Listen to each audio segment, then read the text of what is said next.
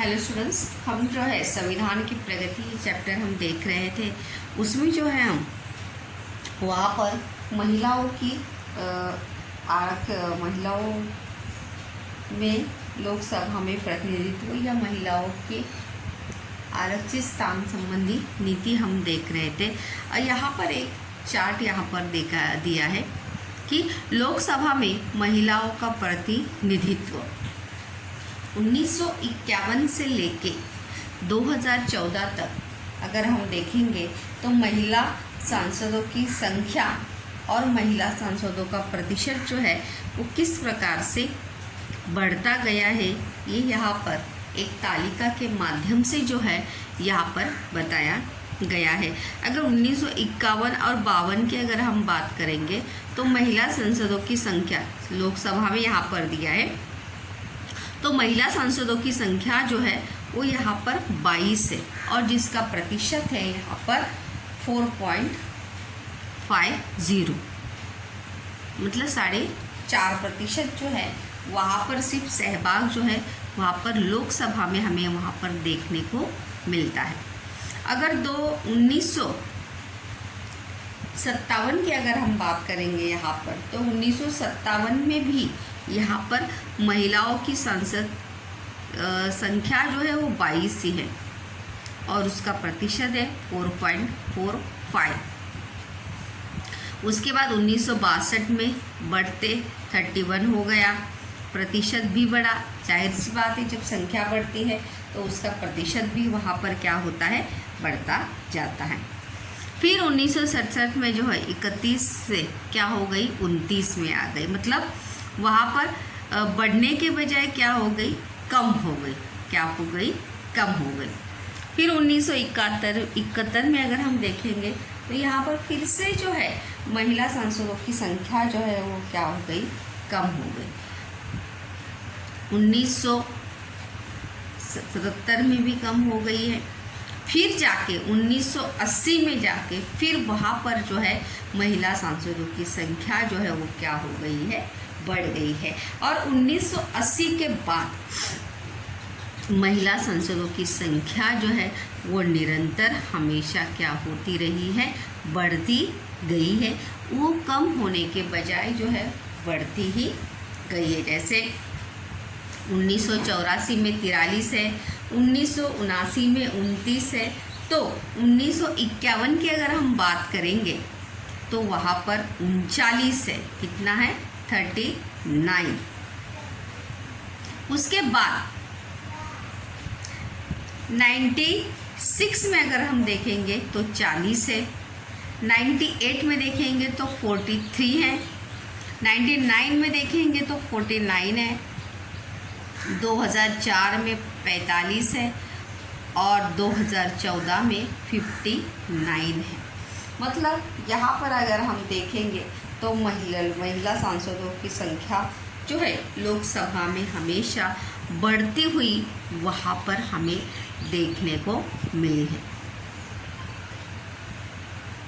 मतलब वहाँ पर कहीं कम हुई है तो कहीं ज़्यादा हुई है।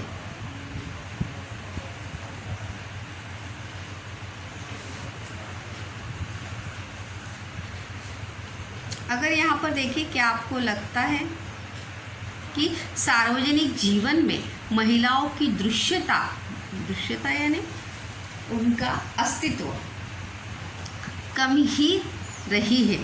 अगर महिलाओं के लिए परिवार संरचना, सामाजिक क्षेत्र, आर्थिक क्षेत्र और राजनीतिक क्षेत्र की निर्णय प्रक्रिया में अधिकाधिक अवसर दिए जाए तो समग्र राज्य शासन को नई दिशा मिलेगी। जिस प्रकार के एक महिला एक परिवार को सक्षम रूप से चलाती है, उसी प्रकार से अगर हम देखेंगे तो अगर महिलाओं को राजनीतिक क्षेत्र में या निर्णय प्रक्रिया में अधिक अगर अवसर मिल जाए, अधिक अगर उन्हें वहाँ पर मौके मिल जाए, तो वो एक अपने समग्र राज्य शासन को या शासन प्रणाली को क्या मिल सकती है, एक नई दिशा वहाँ पर मिल सकती है।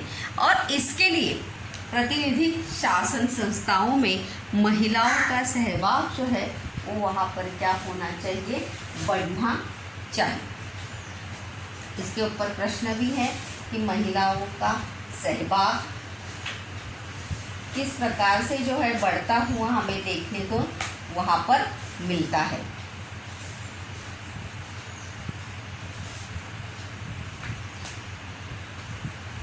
उसके बाद अगर हम देखेंगे तो लोकतांत्रिक शासन प्रणाली की जो सबसे अहम है वो है न्यायालय भूमिका या न्यायालय, न्याय देने वाला या न्याय प्रक्रिया जो है वो किसी भी लोकतांत्रिक देश की जो है सक्षम होनी चाहिए। क्या होनी चाहिए, सक्षम होनी चाहिए। और एक सक्षम लोकतांत्रिक देश की वो क्या मानी जाती है, निशानी मानी जाती है।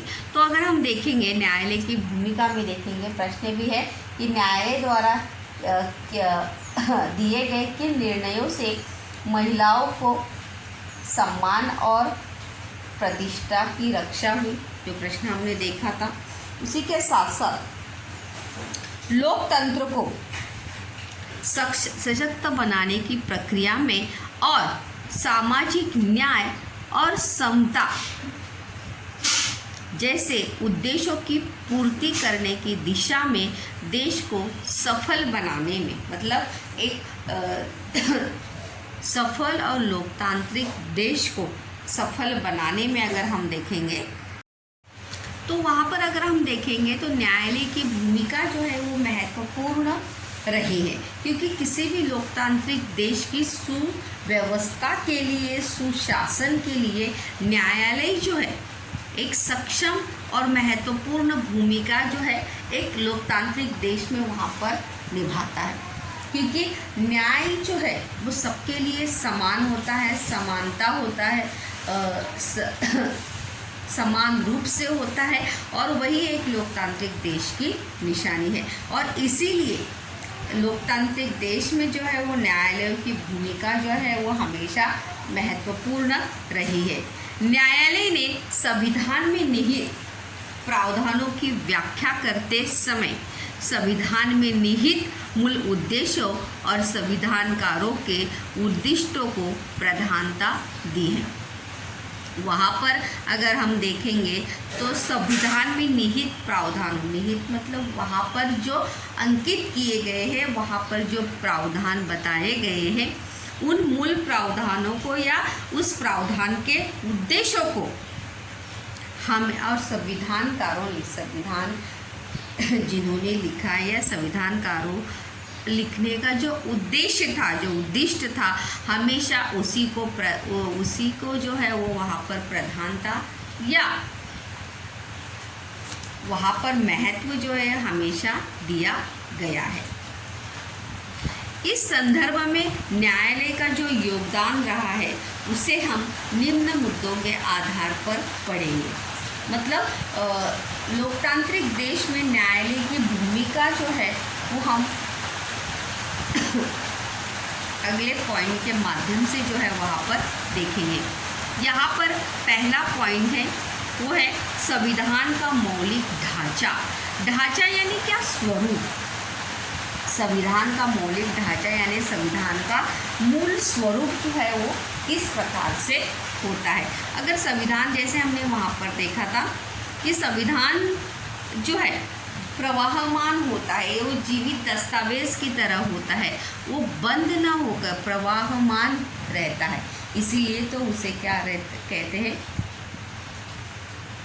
प्रश्न भी मैंने वहाँ पर बताया था कि संविधान का स्वरूप किसी जीवित दस्तावेज की तरह होता है। जिस प्रकार से देखो मनुष्य में परिवर्तन होता है परिस्थिति के अनुसार, उसी प्रकार से संविधान में भी सामाजिक और लोगों की मांग के अनुसार जो है वहाँ पर परिवर्तन जो है वो होता है। तो देखिए संविधान प्रवाहमान होता है, प्रवाहमान यानी बदलता रहता है, चेंजेबल रहता है। उसका स्वरूप किसी जीवित दस्तावेज की तरह होता है, उसका स्वरूप जो है जीवित दस्तावेज की तरह होता है। मतलब जो उसमें लिखा है उसमें सामाजिक और आवश्यकता के अनुसार जो है उसमें परिवर्तन वहाँ पर होता है। और वो किसके लिए किया जाता है? लोगों की प्रगति के लिए, लोगों को सुरक्षा प्रदान करने के लिए।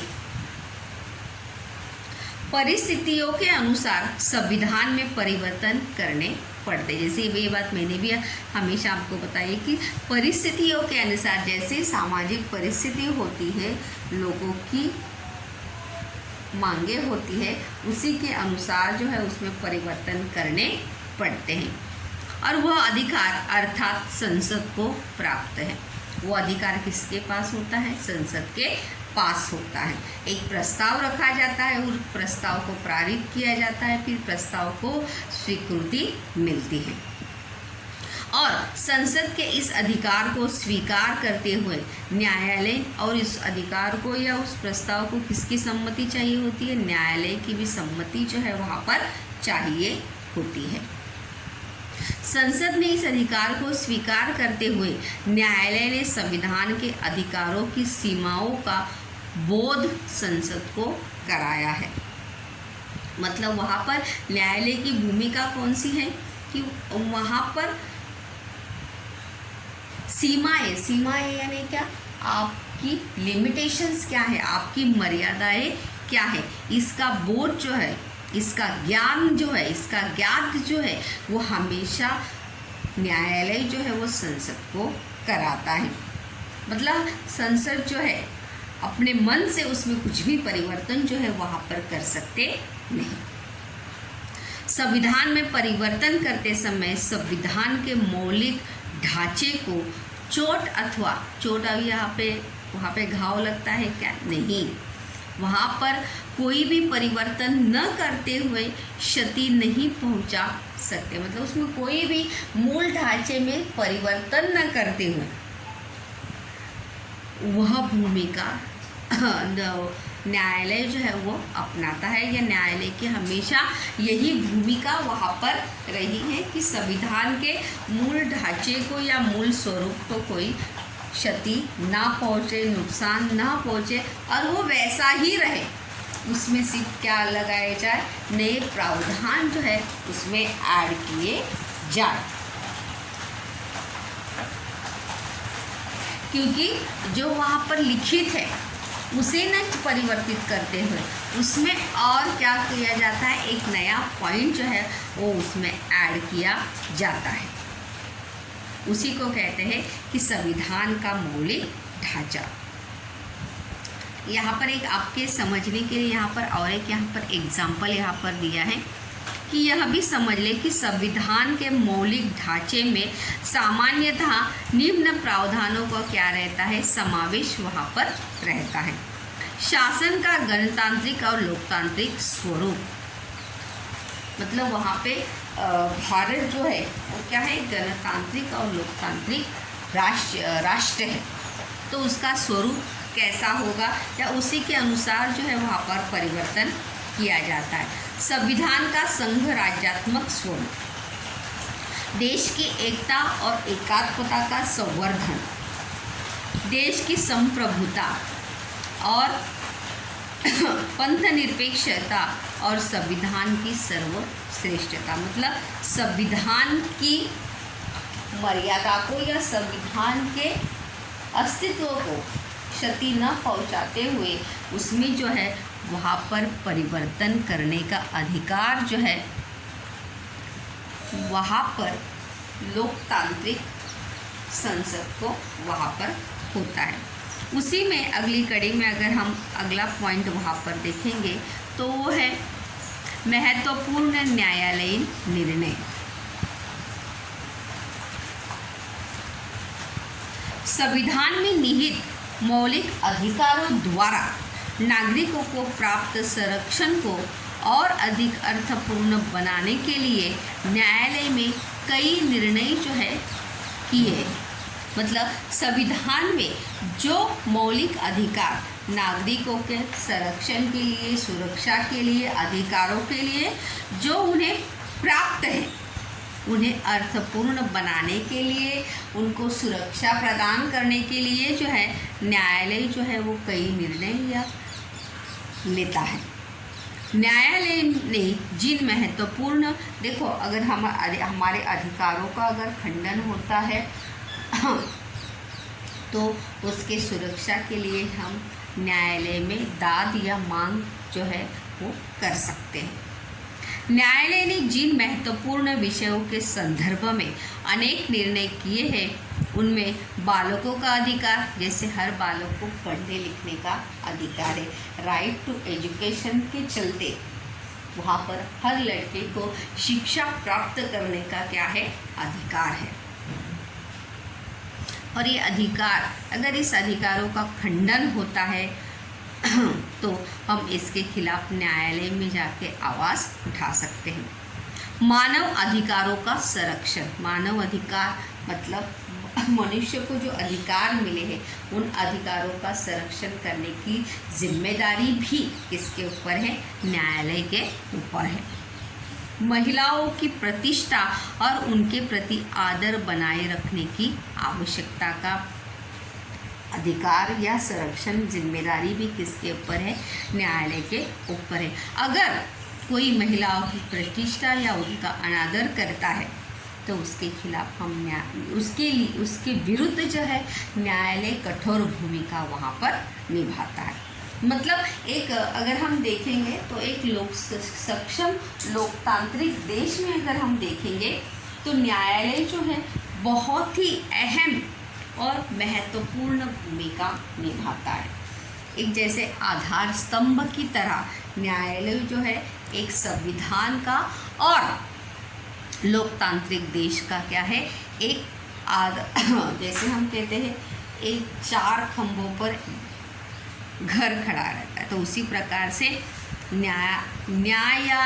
न्यायालयीन प्रक्रिया भी एक लोकतांत्रिक देश में बहुत ही अहम ऐसी कड़ी हम कह सकते हैं। यहाँ पर जो है आपकी जानकारी के लिए यहाँ पर कुछ पॉइंट दिए हैं कि समझ ले, कुछ महत्वपूर्ण है कि लोकतंत्र के लिए सुशासन का होना आवश्यक है। एक लोकतांत्रिक देश की पहचान क्या होती है, सुशासन होना। सुशासन मतलब अच्छी शासन प्रणाली होना। एक लोकतांत्रिक देश में क्या, एक मनुष्य को उसके सभी अधिकार जो है वहाँ पर प्राप्त हो, वही एक लोकतंत्र के सुशासन होने की क्या होती है, पहचान होती है। उसके लिए निम्नलिखित विशेषताओं का समावेश जो है वो आवश्यक है। सुशासन की इन विशेषताओं को लोकतंत्र में लाने के लिए हमें क्या करना चाहिए या एक मनुष्य का क्या कर्तव्य है।